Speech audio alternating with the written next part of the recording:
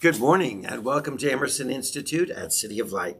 I'm Reverend Dr. Paul Gretz, and it's a delight to welcome you to today's class, The Power of Positive Energy. And this is session number 8. And we are going to be looking into some wonderful aspects of how the power of energy shapes and molds our life. So I'm glad that you've joined us for today's class session. I trust you if you have your note packet ready. If you do not have a note packet, please feel free to reach out to me at revtpaul@aol.com and send me that email, and I'll make sure that our registrar, Dr. David Carter, gets your information and sends out a packet of notes to you prior to every class session. Well, let's prepare for this session, and I'm going to welcome all of you who are joining us through live streaming and through our YouTube channel, as well as those of you who are joining us in person in our class session today. Let's prepare for this study. As we do, let's just, as our tradition is, let's take some deep breaths. We're going to breathe in through our nose, hold for a brief moment, and then push out, really push out and release that air within us that is holding any kind of tension or stress, and allow our thoughts to be focused in this moment. So join together with me, would you? Let's breathe together. Breathe in and release. Deep breath in and release. Deep breath in and release. And in this moment of silence, set your intention for that which you desire to transpire in your life during this time that we share together. And so it is. Class number 8, I'm opening up with some power of positive energy tips. These are some wonderful little thoughts that we can add to our class session, and they are really wonderful tips for us by Esther Hicks of Abraham and Esther Hicks. If you know them, some great thoughts here. The first one is a child is thinking and receiving vibrational thought from you on the day that he or she enters into this world, comes into this environment. And that is the reason that beliefs are transmitted so easily from a parent to a child, and from the parent to the child, from the parent to the child, from the parent to the child. It goes on and on and on. It just seems to be transmitted for us. And the child is vibrationally receiving your fears, your beliefs, even without your spoken word. And if you want to do that which is of the greatest value for your child, give thought only to that which you want, and your child will receive only those wanted thoughts.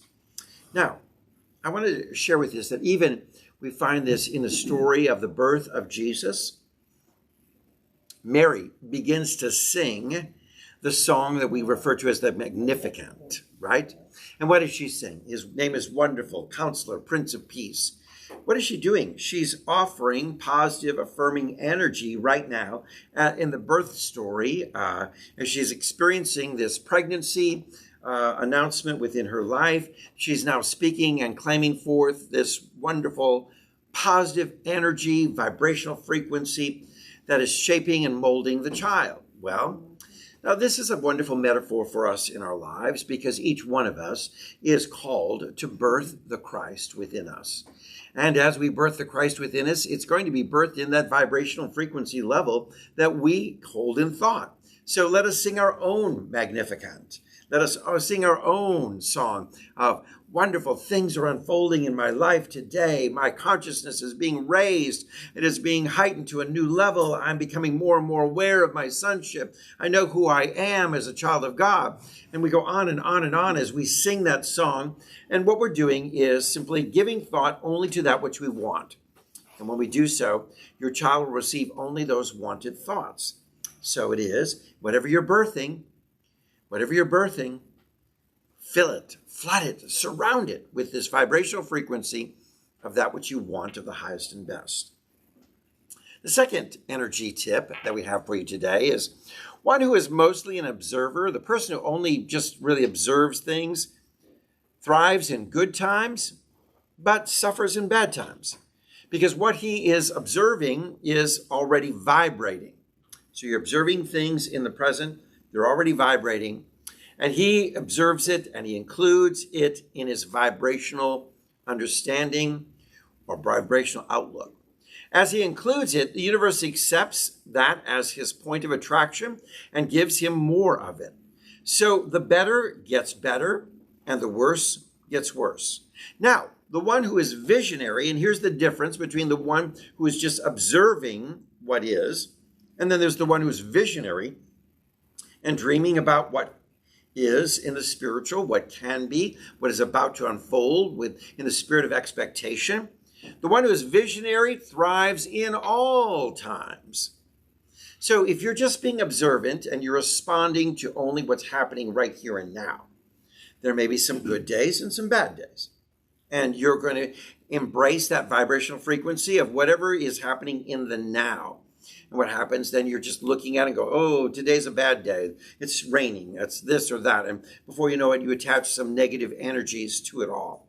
So the problem is the person who's the observer and just looking at the now is going to be sending out vibrational frequencies that when it's good, it gets good. But when it's bad, it's going to get worse. So we want to be visionary at all times. We want to be sending out this visionary, optimistic, positive energy that's going out from our life at all times within our journey. And that is what's going to thrive every single day of our life, because we're not caught up into the vibrational frequency of what's happening right now. We're instead being visionary of seeing great things are yet to unfold. Today is a great day. There is more yet to come. Even though the experience of what I'm going through right now may not be the best, but I know that there's more that's coming that's even better, or that the highest and best can happen. You know, say like you're driving down the road and suddenly you have a flat tire. Well, if you're in the observer of that moment, you're going to say, ugh, this is a horrible experience. But if you're a visionary, you're going to say, well, this may be a challenging experience, but this is not the sum of the day. There could be more yet to come. There might be more exciting opportunities, and who knows what might transpire because I had this flat tire. You know, what great things might happen for me. I had this flat tire, and maybe someone stops to help me, and they were Mr. Right, and I end up marrying him. Okay? So, you know, you never know. See, ladies, that may be exactly what the universe has in store for you. So it's just that optimism. So the next one is work to reach the place where you're not willing to listen to people criticize one another, where you take no satisfaction from somebody being wrong, where it matters to you so much that you feel good, that you are only willing to think positive thoughts about people. You're only willing to look for positive aspects, and you are only willing to look for solutions. And you're not willing to beat the drum of all the problems of the world. So how wonderful to come to that place in positive energy where we are just saying, you know what, I'm not really interested in listening to you criticize or tear down or bring up energy that is so negative or that is confining rather than expanding. So I'm only willing to think positive thoughts about people. And what a big shift that is in our life when we say, I just want to think positive thoughts about everyone and anyone and every experience within my life. And in that, I'm willing to look for solutions, not just whine about the problem, not just always see the problem as a problem, but see it as a gateway for the unfolding of greater solutions for our life. So there's some little energy tips to help us as we have an outlook on how we are using the power of positive energy in our life. So today's chapter is themed overcoming obstacles. Now, obstacles are not blocks in your path. Rather, they're part of your path and part of your journey. Wow. So many people may look at an obstacle as something that's like, oh my Lord, this is a real interruption to the divine flow, to what's going on. But many times that there's an obstacle in your path, it's part of your experience. You may have attracted it for the growth that you've desired within your soul, for the evolution of your soul. So you may have attracted some of this stuff that you may say, oh dear, what was I doing wrong that I attracted this? But maybe you're doing something right that brought you this growth experience.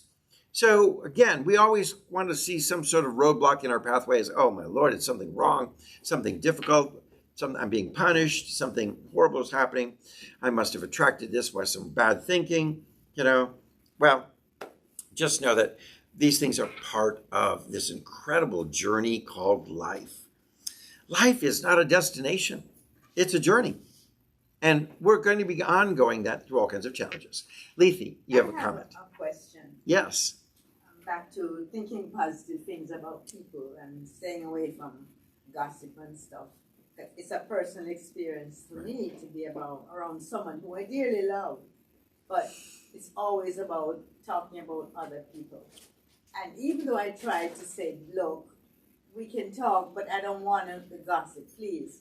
It stays away, and then it comes right back. How do you resolve something like that? When somebody I really like, but I don't like her conversations, do I just stay away? Well, it can be, I mean, if we can be conversational shifters that keep, someone brings up something negative, you shift the conversation to something positive. And that can be a lot of work sometimes with a lot of people, but just encouraging that. And then also just stating how much you enjoy a more positive perspective on life and that you don't really want to engage in anything negative, and let them truly know your intentions and your desire. And if they're your friend and they want to be in relationship with you, then they'll listen to you and say, okay, I want to make some changes in my thought process or my conversation as well. Yes, Anne. Nobody is all bad. Yeah, that's true. That's true. But sometimes people's negative side overpowers the good side, and it's kind of difficult to be around people like that. I had a situation like that, and I found that if I could see something good in that person and really honor it, bring it up, honor it, work it, that it would change things a little bit. But if somebody's in that groove of negative all the time, it's hard to break if you want to be friends and don't want to be negative. Carla. I have a family member who's like that too, and what I found is when she goes into talking negative about other people, that I try to come back with something positive about that person, and it kind of frustrates her because she wants to go into the whole negative thing, and when I do that, I tried that. Then she sort of stops, and so we're going to get together in a couple weeks. And I told her, you know what? There's so much stuff going in the world. It's so easy to be negative. Why don't we get together and have a totally positive day? And all we're going to do is talk about positive stuff. We're going to have fun. We're not going to talk about any other people or any other stuff. Nothing negative. We're just going to have a positive day. And she said, oh, I love that idea. So good. There you go. There you go. Wonderful comments. I appreciate all of that. That's excellent. Yes. Sometimes people are negative, and it can be that way because of something else that's going on in their life. Yeah. Maybe there's a hurt or a wound. And another helpful tip is if someone is speaking highly negative, they're grumbling, they're complaining, their energy is low, you might stop and say, what's really going on? Yeah. And how can I minister to that? What's going on in your life that you have now shifted your view to a more negative perspective? It could be something that's going on, a hurt or a wound or an unforgiveness within their own life. Yeah. So it can be a ministry I opportunity. think that's the problem here, though, with this particular person. All right. So when you release something from your life, the space that is now created is filled with the potential of infinite possibilities. So what we want to do is release these things that no longer serve us well.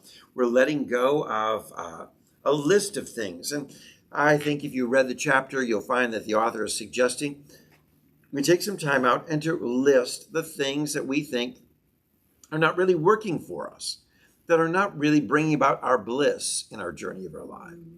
And then we might go through and see if there's some themes that are there amongst all of the things that you've listed.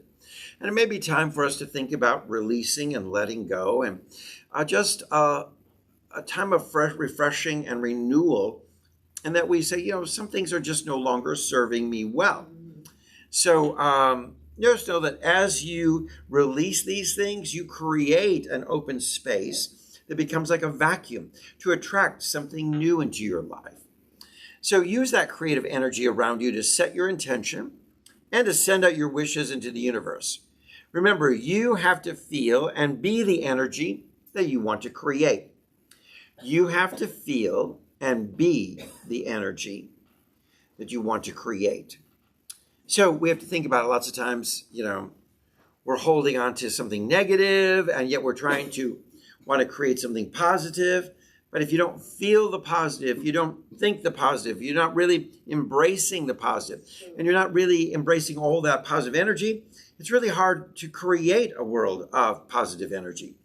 So we have to take time out to do a little cleansing work and to look at what do I need to release so that I can feel the energy, feel the vibration, raise my frequency to the place where that energy is really me. It's what's coming out from my life. And I can really create the highest and best within me.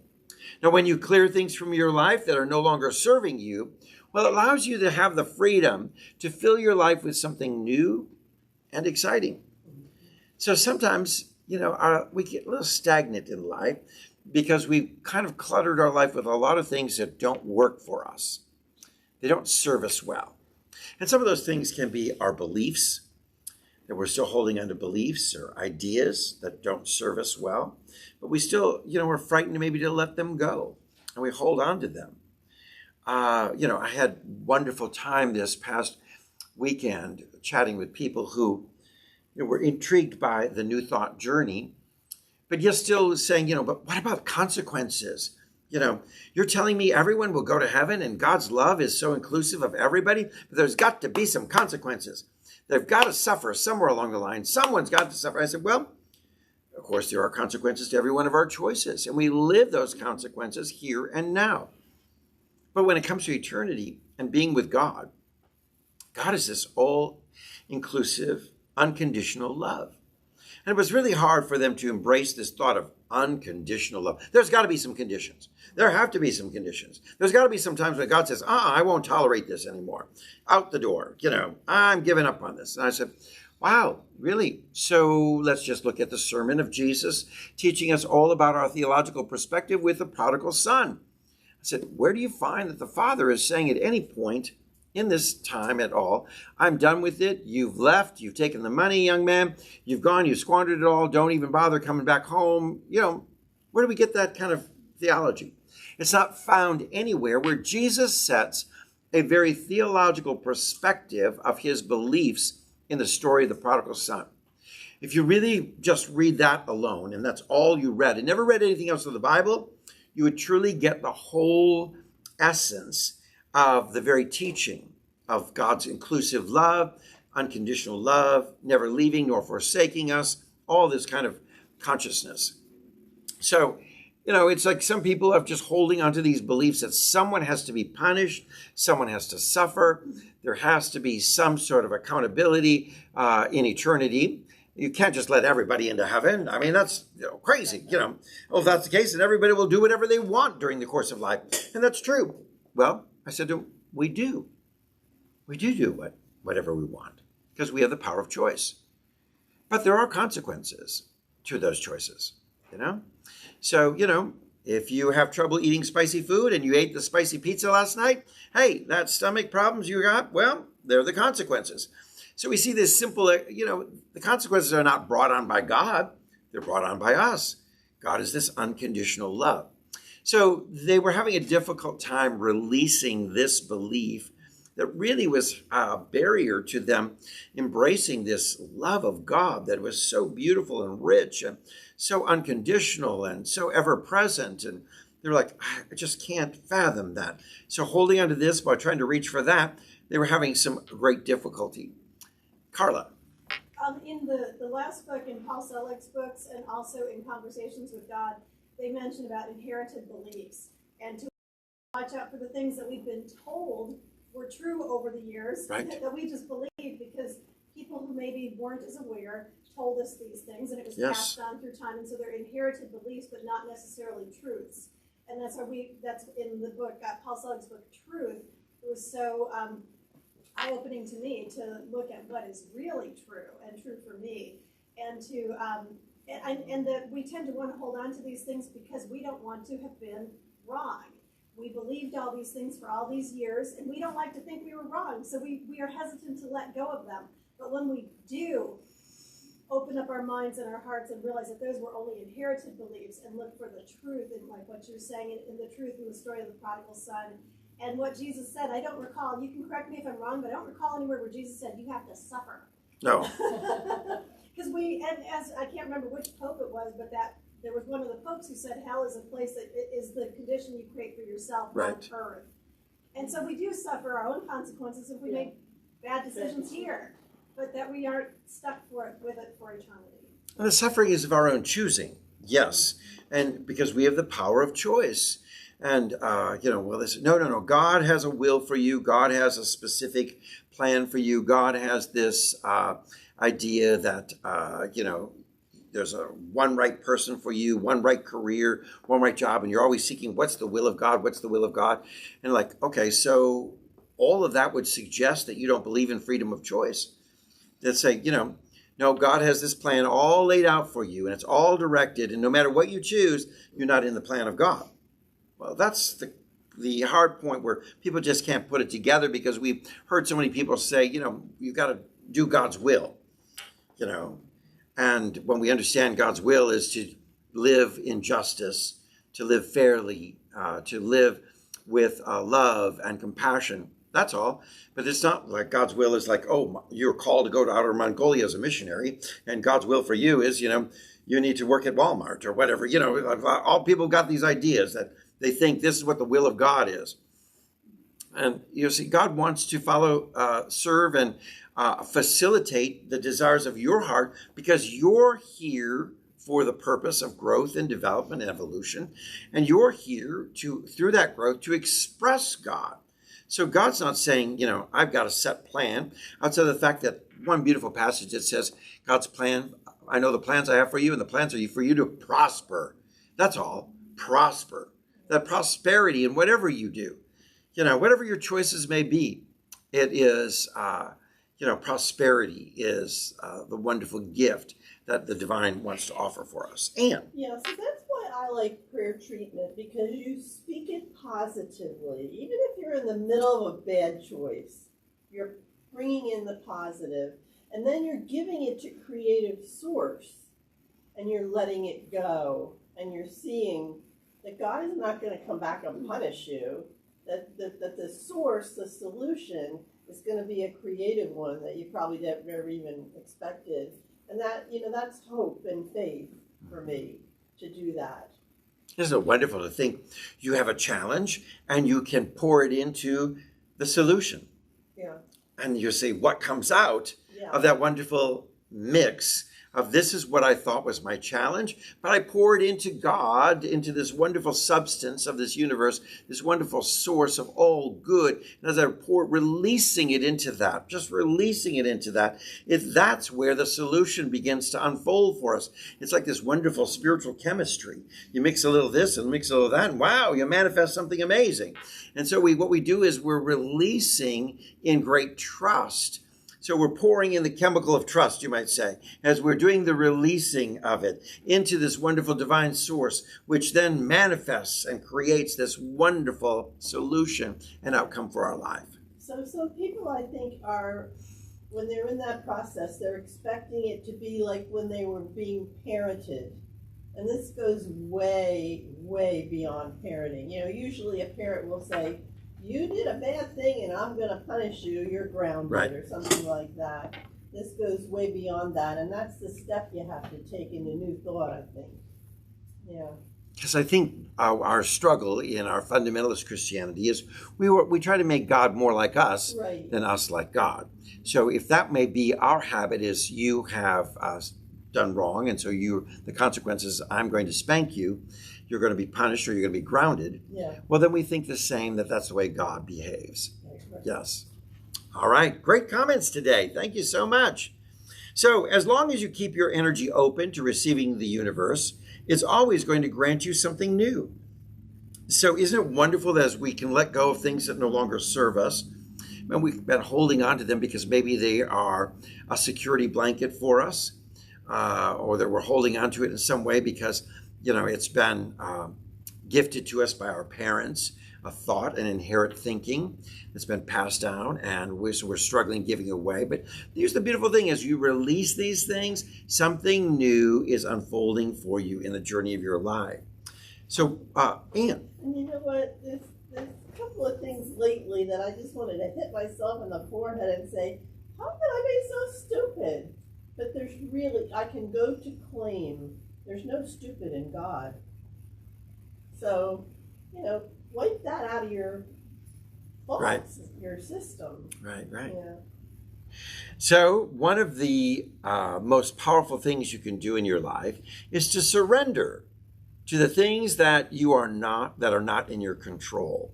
Ooh, isn't that powerful right there alone? You can only be responsible for yourself, your actions, and your thoughts. Everything else is somewhat beyond your control. So when we understand that, we see, okay, this is what I am responsible for. This is beyond my control, and I have to just release or surrender to it. Yes, Lethe. Interesting. So, in the situation with someone who is a nice person, but not nice to be around, how do you surrender? You can't change this person. You have Right. to change ourselves, correct? Again, my question wants to know, do I stay away from somebody that I really like? Well, Yes, it can only be up to you. You can only decide that for yourself. I can't decide that because you have to decide, is this person such a drain on me that when I leave the experience, I am worse off? Yeah. Or is it something that can I be influential to raise the energy of this person, and can I be a gift? So you have to ask yourself, how much can you tolerate, you might say, how much is it really, how good is it to you? So, there was a Facebook question of people saying, I found somebody wonderful in my life, but the political views that we have and values we have are totally opposite. Can we make this relationship work? Well, you have to ask yourself, if you have totally different viewpoints. So if that may be fine for you and a friend that you have lunch with, but you're maybe living with someone who has totally different viewpoints. How does that work for you? Can you tolerate? Does this work? Or is it like, I can't live on a day-to-day basis? We each have to decide that for ourselves as to what works and what doesn't work. Carla. I was just going to say, maybe to ask, is it doing either of you any good, or is it helping either of you to be together? Yeah. Because if it's not, then maybe it would be better for you to spend your time with somebody else or in another pursuit that is better for you, even though you love them. Even though you love them, I totally get it. Even though you love them, sometimes it's better to love people from afar or in short amounts, like very finite amounts. Right. Because you have to ask. I was just thinking that, and I think it's kind of working for me, since I can't change this individual. Let them talk, and I stay quiet. I think they get the answer. I'm kind of like blocking it. I'm there, but I'm not there. Right. And eventually, it will slow down. As long as it doesn't bring you down, because Right. you don't want it to bring you down. Right. You have to also look at to say like, are they in your inner core of support, or are they on the outer fringe? So you want to make sure that you have people of like-mindedness that are your inner core of support and encouragement that strengthen you. Then if you step to the next level, and these are people on the outer rim of your core of support that may have more challenging views, you've been reinforced, you've been edified, you've been built up, you're strong enough because you've been with people of like-mindedness that you can interact with others. So that's another thing too. Yeah, it's a question, for me, it's a question, am I learning to love this person by what I'm doing? Right. If I'm sitting there and listening day after day and not learning to, are you really loving a person by sitting and listening to that all the time? It's just a philosophical In a way, yes, but this person is lonely. So, in a way, yes. Carla. If I could just say one more thing too, just that sometimes we're called to a spirit of boldness, and just to say, I love you so much, but I really don't want to talk about other people. Let's find other things to talk about. Well, you know what, then, I mean, either to say it again, remember we decided we agreed, or can we agree to do that? Okay, remember we agreed not to talk about other people, and just to keep going and let them know that you're not willing to participate in that type of thing. And, you know, sometimes that's with other things and other situations too, and sometimes we just have to be bold and take care of ourselves and take care of the other person in doing so. Good. Excellent suggestions. All good stuff. All good stuff. You have to find what works for you, but they're all good options to think through. All right. You want me to call it? Yeah. Call them up. Now, releasing the past is another one of the things that we want to do. If you really want to experience what your soul has truly come here to do, you need to learn how to release and let go. Learning how to release and let go things. So releasing the past is really not about forgetting the past. It's about loosening your attachment to the thoughts and the feelings that the past events have stirred. So what you want to do is, you know, it's like just helping you to loosen that attachment. That's not every day you're rehashing this experience. I was hurt, you hurt me, you did something that was painful, you know, and you're constantly rehashing it over, but loosening the attachment to it by moving on and separating yourself from thoughts of anger, hurt, woundedness, and resentment that help you to release and let it go. Because you know what? We have to really understand that people are operating from the best of their ability based on their limited understanding of how to do this journey. So a lot of people in our world don't always, you know, none of us are really gifted 100% with this, you know, awareness that, oh, I know how to operate in this world, you know, fantastically. If it did, we would be another Jesus. We would be, you know, something else. But we're just learning, and we're operating to the best of our ability, to the best of our knowledge, to the best of our understanding. We're trying to do the best we can. So when we understand that, we can say, whatever someone has done, just know that they're operating from the best, and that kind of like, well, we cut them some slack, shall we say. We sort of like give them some grace in the whole process. You know, my father came from a more conservative culture where, you know, they just didn't say a lot of complimentary things to their children because they're fearful that their children will get a big head. So, you know, my father never really said the word like fantastic or excellent or this is gorgeous or this is outstanding. None of those kind of things. If you got a good, that was as good as you're going to get, you know. Like, this is good. This is nice. You know, even complimenting my mother's cooking was, well, this is good. But, you know, nothing, oh my God, this is delicious. This is so yummy and tasty. And, oh, you know, he was never that kind of person. So, you know, my sister struggled more so because she was constantly looking for that affirming word that might come besides just, it's good, you know. I want to know more than I'm just good. Tell me what this means, you know. Well, that was my father's training, ability. He came from his parents. So his struggle was, I just don't know how to really offer those adjectives. And, you know, I'm afraid I want you to be humble, and I'm afraid you'll get a big head. And so I refrain from any of those kind of terms. They're not just in my vocabulary. So we understood, well, wait a minute, you know. So my sister and I talked about my father. Now we'd move from one house to the next, and we'd say, well, you know, this is a good house. Not as nice as the last one, but I like the other one better. He would always say that. And then we'd move to another house, and he'd say, well, this house is good, but not as nice as the last one. Well, wait a minute. Yeah, that one was as good as the first one. Yeah. But that's as best as he could.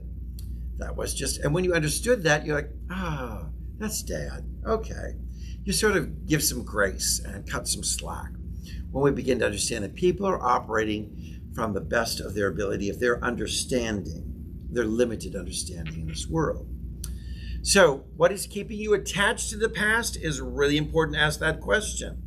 Is it your status as a victim? Because so many people love to tell the story of when they were hurt in high school, or when they were hurt 20 years ago, or a hurt in a former marriage, or wounded in some relationship, or some friendship that failed. And so they're constantly going over the story, over and over again. And what happens is we can ask ourselves, Is this victim status that you enjoy? Do you like this? Do you enjoy retelling this story over and over again? Because why? Does it give you a sense of affirming that victimhood? Does it give you a story to tell? Do you not know a new story that's more positive and upbeat? So these things will keep the past alive in your mind and in your body. Because remember our study in the class about our biography becomes our biology. So the story we keep telling of our wounded heart or our wounded experience then affects our biology. Dr. Ann, something I read that says that in different words is, if you're still in your story, telling your story over and over, you haven't dealt with the feelings, and you need to grow up. Right. That wasn't in the quote, but that's the part that we need to deal with the feelings and the thoughts, I guess, too. Put it all together, and then we need to let it go. Yeah. Yeah. Beautiful. Lee? Yeah, that's true. I mean, from my experience, I have let go, but you be in a conversation and something comes up and that trigger goes off and you remember. So that's, have I let go? I mean, I don't dwell on it, but something is said in the conversation that said, oh, not quite finished. Yeah, I remember, and it wasn't pleasant, So, Carla. Yeah. I remember quite a few classes ago you taught one on, I think it was like changing the past, and it was about going back and looking at things that happened in our life and looking at what we can learn from them and kind of replaying them in our head, and instead of replaying the negative things that happened, replaying what had happened and giving it a good spin or a more positive spin, and then coming out of it and looking at it from the positive side, like what we learned from it. And that also goes to my favorite Paul Selig, the merit in any situation is what we can learn from it. Right. Yeah. And I've taken that to heart, especially just from that class. That really made an impression on me. And I like to think we can change our past by doing that. Yes, I had a wonderful healing experience with a spiritual healer just a couple of weeks ago. And in this context, I was invited to just relax and just go within and in a peaceful state. And I had shared an experience that I had in 2016 where I was quite frightened and very nervous, filled with fear and anxiety. And it was probably one of my darkest moments of the journey of my life, going through this place of like, oh, I just don't know where to turn, the challenge being so great. And I can remember feeling that so much that I had a difficult time sleeping, and I was relating this to the healer. And that I was had to put music on at night to quiet my thoughts. I was the anxiety rising up within me was overwhelming. And I said, I have to get a grip on this. And then one moment, just like that, it changed. And I just released it all. And I moved forward, and I moved through that, and everything was pushed behind. And so in this healing experience, I was relating the story of Paul, me, in 2016. And then we addressed Paul in 2021. And in this visual experience, she said, I invite you, Paul 2021, to go to Paul 2016. And put your hand on his shoulder. And in that beautiful moment, I felt this release of this anxiety and stress, this very healing energy that had just come. And I'm like, oh, wow. And she was saying, this is quantum physics. Could it be that in 2016, what brought about your change from your anxiety was that your future, 2021, had come to you and placed your hand on your shoulder and said, Paul, it's going to be okay. It's going to be all right. Because that's what I was doing in that healing exercise, visualizing myself. I was there with Paul 2016. I put my hand on his shoulder, comforting him. I just began to cry because I felt this wonderful moment of Paul 2016 being comforted. And just releasing all of that, and felt this moment of like all that anxiety, that nerves, the stress, that fear, it just went away. And suddenly faith rose up within me to say all things are possible. No matter what we're facing, it's all going to work out beautifully. And that change, and I just thought about it.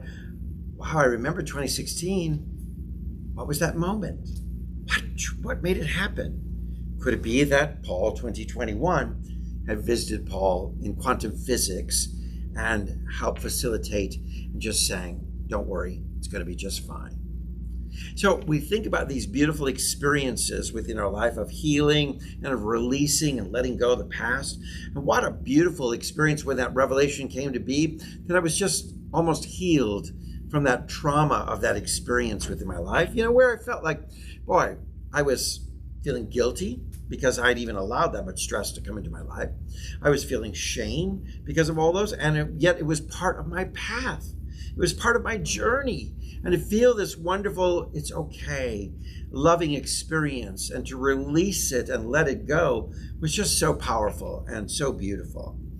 And she also did some wonderful healing work with me in the grieving process as well, where, I talked about the passing of my beloved partner, Robert, and his death experience and final moments and what that was all about. And to go back, and even though it's to go back just 6 months to that moment, March the 16th of Robert's final moments, and feel and sense Robert holding on because he loved me and wanted to stay and be there for me.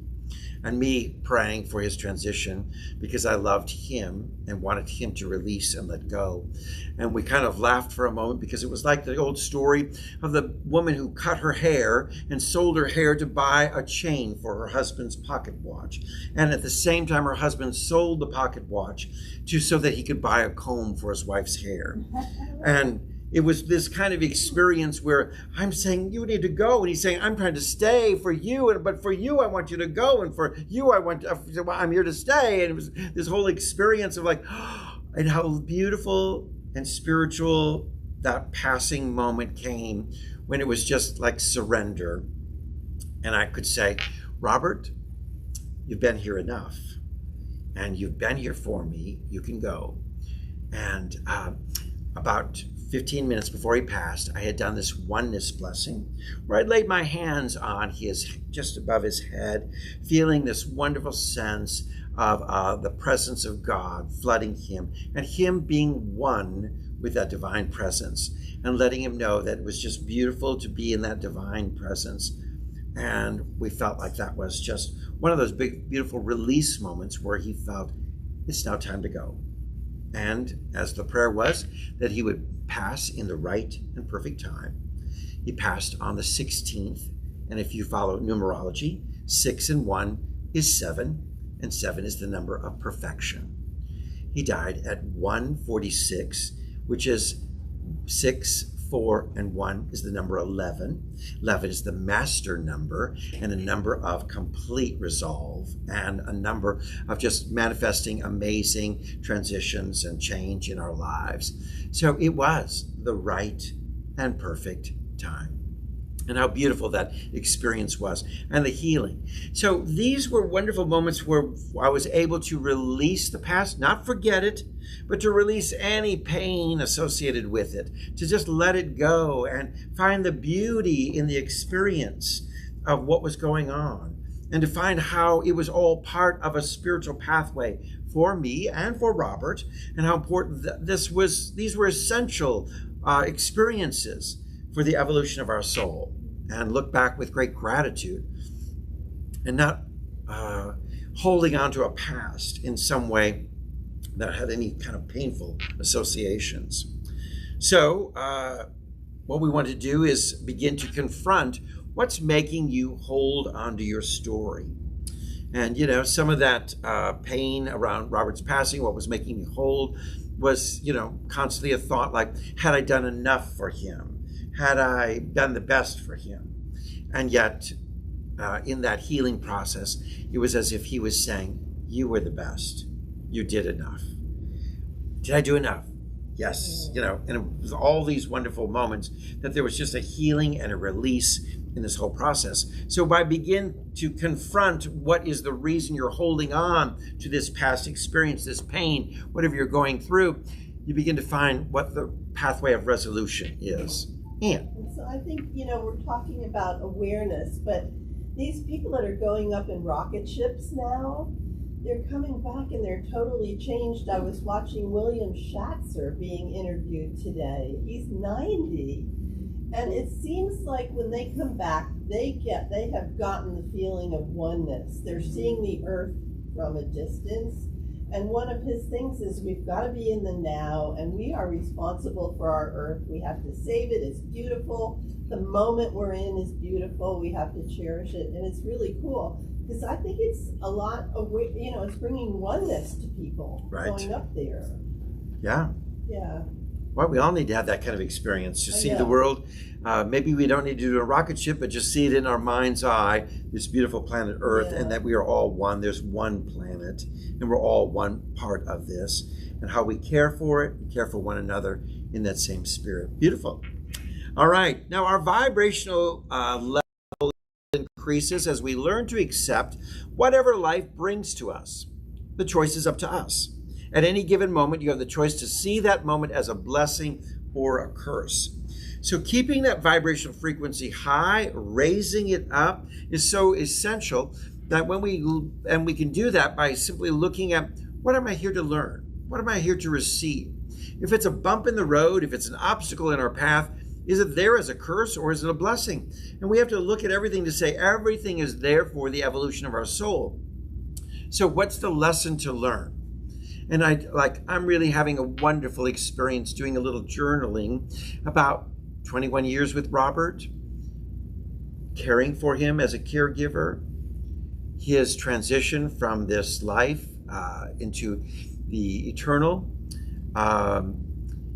into that ethereal plane of eternity, of just all these wonderful things, just beginning to learn to accept everything that happened and to look at it as, wow, did you see this path? This wonderful winding road that we traveled. And there was an obstacle here and a bump there and a stone in the path, but we overcame it. How did we overcome it? How did we work through all these kind of wonderful things? And most of all, what did we learn? What have I learned from it? Because that beautiful gift of Robert's life into my life can't be in vain. The whole experience has to be cherished to the fullest to say, what did I learn? What was being taught to me through the experience? What was this gift of his life for me all about? And finding that beauty, that his passing was really a blessing, because it opened doors for me to begin another journey in a new way, as he's begun a journey in a new way. And that is a gift that we both have. You know, how beautiful that is. And I think the real beauty is I promised him that I would be with him to the end of his life. And we thought that was going to be 80s or 90s. But I was there for the end of his life and for the end of his journey, fully there and complete. And how beautiful that is when you look at that. That was a blessing, not a passing being a curse. So self-acceptance is another key thing that we really want to work on in our journey of our life, keeping our vibrational frequency high. Self-acceptance is an act of self-love, and it can sometimes be the most powerful thing that we can give ourselves. Self-acceptance. When you start acting from your true and authentic self, you allow yourself to not only accept yourself, but also accept and see the best in others as well. Self-acceptance. Have you given it to yourself?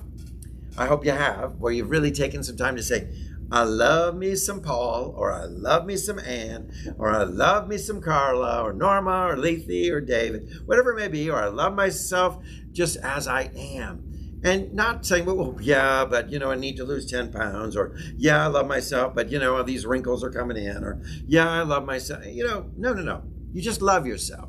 And you love yourself for where you are in the journey of your life. And it's just so crazy that we've allowed so much of our Western outlook to put some sort of guilt and shame or some sense of insecurity or lack of feeling valuable in this world because we're aging.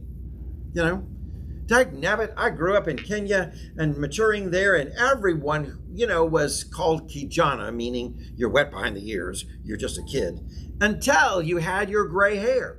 And I thought, dag, I can't wait for the first gray hair, and I'm excited, I'm gonna have gray hair one of these days, and you know what? People will finally respect me, and I'll be mzee, as we say in Swahili, respected one. And so, there was this wonderful culture that the people of mature years were revered and honored because you had gone this wonderful pathway. You're now called respected one. And even though you may have great knowledge, and even though you were not of these years until you had those gray hairs, which were a sign of those wisdom highlights in your hair. Yes, that just reflected your journey of years. Now I then come to America, and now I've got gray hair, and everybody says, yeah, well, you're too old now. You're you're not valued anymore. You're too old. You're like, what? Wait. I think I got to go back to Africa, because suddenly then, I finally arrived as mzee, so what we laugh at the cultural context in which we live in that may want us to feel less valued. We can value ourselves at any point in life, accept ourselves at any point. Let go of looking and comparing yourself to when you were 25 or when you were 30 and saying, I'm not that person, but you're this beautiful, whatever age you are now. And say, how beautiful that you get the chance to be this age and to express yourself and the wisdom and understanding that you've gleaned through all these years. You look back at the 25-year-old and how immature and how unknowledgeable and how wet behind the ears they were, as you might say.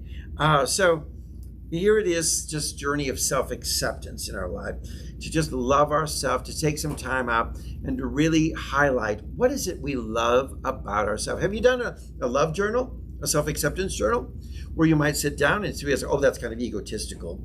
But no, it's about journaling and writing about these are the things that I can love and appreciate about my life. These are the good. These are the things. And you know what? Do a little bragging to yourself about yourself. You know what? I'm kind of good at this, or I think I'm good at that. Or, and then you might look at those things that maybe there's some openings or that you could work on to improve as well. But having this sort of love journal, self-care journal, self-acceptance journal that you've gone through where you've done some time to just say, you know what? I ain't so bad after all. Look at all these wonderful things, attributes that I have learned to develop over the years of my journey. Look where I've come. All these gray hairs, and for those of you watching, if you don't have gray hair, that's all right. But looking at all your journey of self-acceptance and where you are and who you are is so crucial for raising the vibrational level of our lives. Because when we see the good in ourselves, we can see everyone as the unfolding of good. Now, here's the key, the unfolding of good. Because you may say, well, wait a minute, I looked at that person, there's no good there. No, it's the unfolding, the potential of the good. It's like you may think as you have a beautiful rose bush in your garden, and some of the roses are already in full bloom, and they are in their full glory, and they're beautiful. And then you see this tiny little fresh bud that's there, and you think, well, that's not very pretty. It's closed, and it's tight, and it's small. Where here's this beautifully unfolded, but you look at that bud, and you see that's the unfolding coming. The blooming, the blossoming is going to be happening soon. I see the unfolding of good. So we see the potential. We see the good in them that can be drawn out, that will unfold, that will begin release within one another. Yes, none of us are perfect, and we have these expectations that everyone should be at the same level, but that's not even realistic. Of perfection, or to our level of perfection. So what we say is just that we see the unfolding of good within someone else, and we can see that once we've seen the good in our own self. You can't give away anything that you don't possess. So you have to possess this understanding of good and love within your own life before you can give it away to someone else. If you don't have peace within your life, you can't give peace to someone else. If you don't have love within your life, you're not going to be able to give love to someone else. So if you don't have self-acceptance within your life, you're not going to be able to really offer that to anyone else, to be able to accept them for the self, for the person that they are. So just remember that. Now, everyone that comes into your life is a powerful teacher who is there to help you to grow.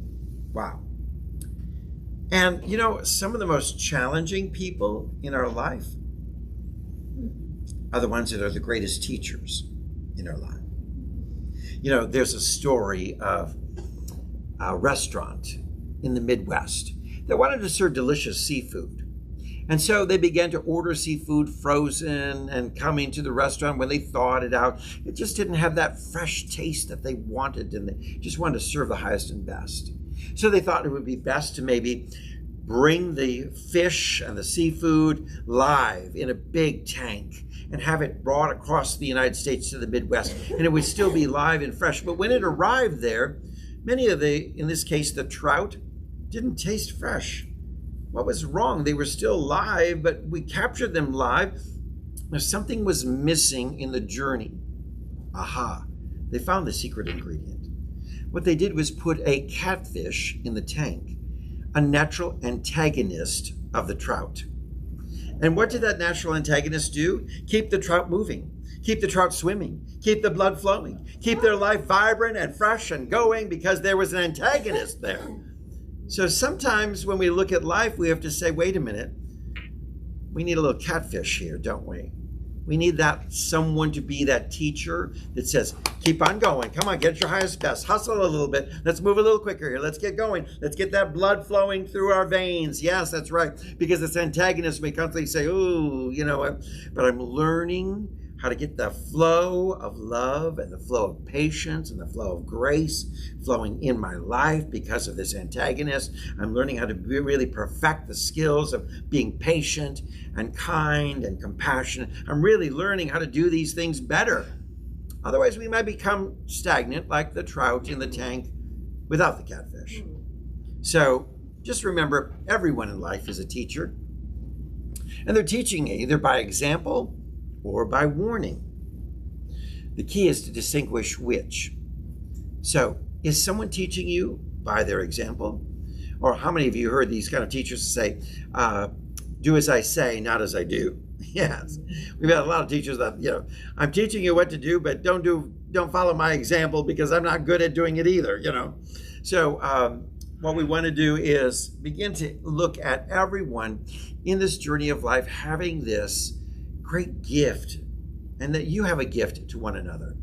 Each and every one of us is bringing and creating circumstances that are teaching moments within the journey of our life. So what we want to learn then is, in this process, to learn to forgive. Because learning to forgive is a powerful tool that can help you always feel free and in the vibration of positive energy, loving energy. Now, forgiveness, this is the key thing. Forgiveness is not about saying that what the person did was right. We get that a little confused. I don't want to forgive them because I don't want to let them know that I think that what they did was right. Nor is it about condoning someone's behavior, but forgiveness is about accepting the person and the events so that you can move on. So forgiveness is like those sandbags in that basket of the helium balloon that wants to lift up high. You know those sandbags, they're on the sides of the basket that you may get in to go on a ride. But to release those sandbags only allows the helium balloon to rise higher and higher and higher. So the act of forgiveness is about releasing the baggage that's been holding you down so that you can soar, so that you can actually go places. So you cut the strings to those sandbags and they fall off, and suddenly you begin to rise higher and higher and soar in the journey of life. That's what forgiveness is. A little quote here from T.D. Jakes that says, I think the first step is to understand that forgiveness does not exonerate the perpetrator. Forgiveness liberates the victim, and it's a gift that you give yourself. That's right. Work on the wonderful work of forgiveness and practice that every single day within the journey of our life. Now, in life, We're meant to experience a whole spectrum of energy and a whole spectrum of vibration. And that's where a lot of people don't quite grasp this fully, because they think, I want my life to be all good. I want it to be all perfect. And you know what? It can be all good even in the midst of a challenge, because it's totally up to you. The real problem in life, or the real challenge, or the real difficulty in life is how you use your mind. That's the real issue. Because if you're using your mind for good and you're projecting this positive energy in every obstacle or challenge or stone in your pathway, before you know it, it all is good. But the goodness may include a stone, an obstacle, a challenge. But it's all for the goodness within you. So for us to understand that there to be really bright light, there must be darkness. So for us to understand joy, there has to be sorrow. So we understand all these things are gifts to us that help us to bring clarity. You know, I speak a lot about the law of opposites. That in life, when we're struggling to get clarity about what we really, really want, the opposite is going to come to us until we're really clear. And when we get the opposite, we go, ooh, now I know what I don't want, which is helping you to understand more so what I do want, right?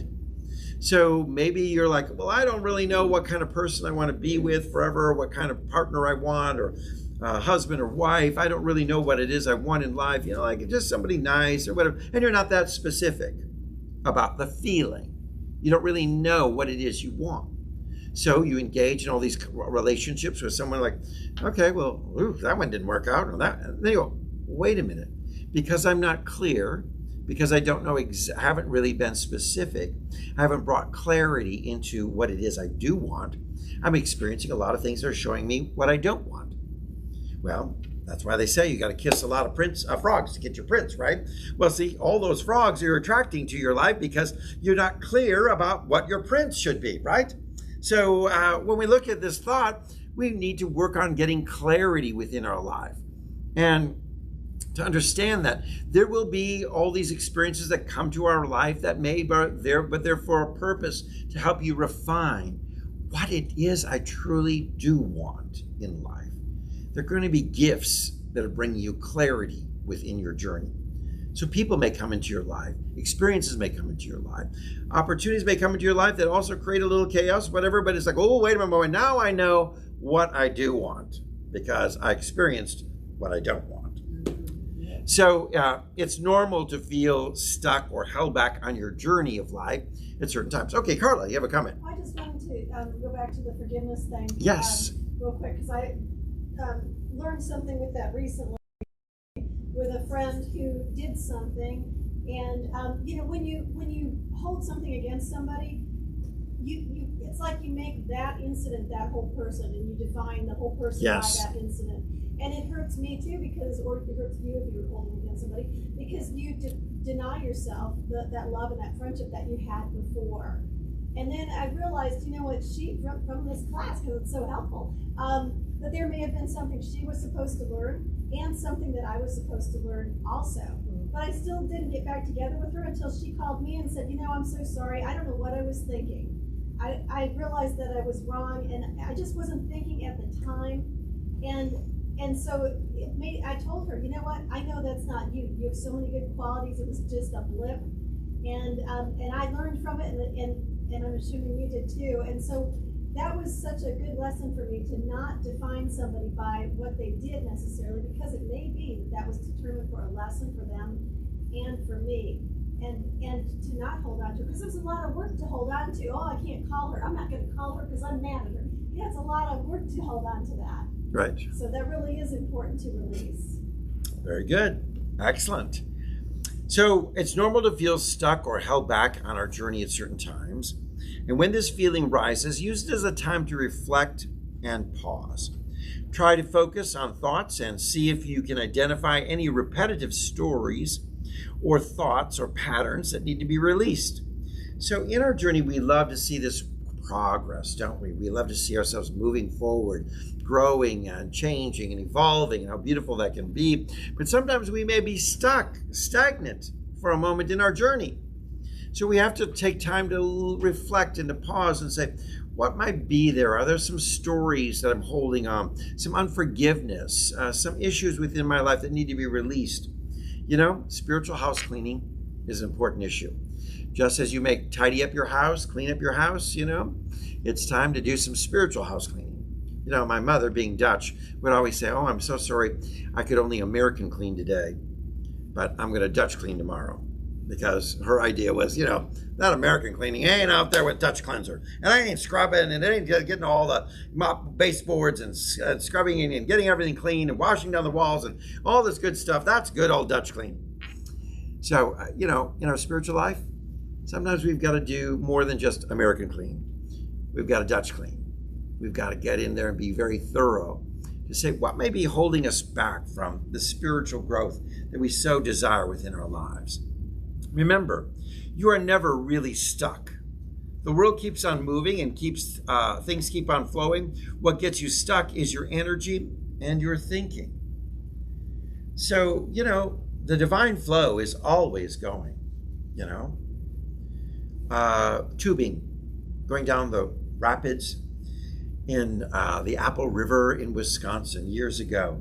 We would get together as a group, and everybody get in an inner tube, and we'd go down, and the rapids would carry us down with the current down the Apple River. And what a great experience it was to just lazy float down and not do anything but just let that divine flow, you might say, of that water, just that current carry you down the way.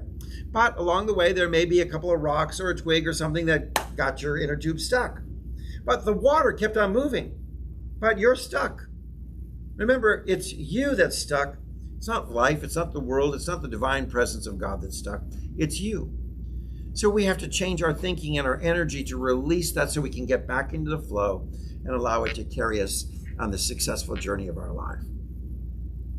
So today's experience is all about this wonderful, positive, vibrational energy within our life that helps us overcome any kind of obstacles within our life. Because remember, they are there for your growth, your evolution. They're part of your journey. And you can look at it to be either a blessing or a curse. It's all upon your thinking and how your outlook. So thanks so much for joining us today. I'd like to hear what your takeaway is from today's class session. While we're waiting to hear from you, we're going to go to our students and ask them to share a little bit about what spoke to them about this class session. Please take a moment now and just type in on Facebook a little comment or something letting us know what you enjoyed about this class or what spoke to you. We greatly appreciate hearing from you. We'd love to have that personal contact with you in that way. So let's begin with our students here in the classroom. Let's go to Norma. And what's your takeaway from today's class session? I loved it all. Loved it all. Good. But most of my underlinings are on page 3. Okay. And for example, everyone that comes into your life is a powerful teacher who is there to help you grow. For good or for bad, they're there to help you grow. But I also liked your story about the fall of 2021. Yes. After the fall of 2016. Right. It's going to be okay. Yep. I've lived through it. Thank Beautiful. you for that. Wonderful. Lethe, what's your takeaway?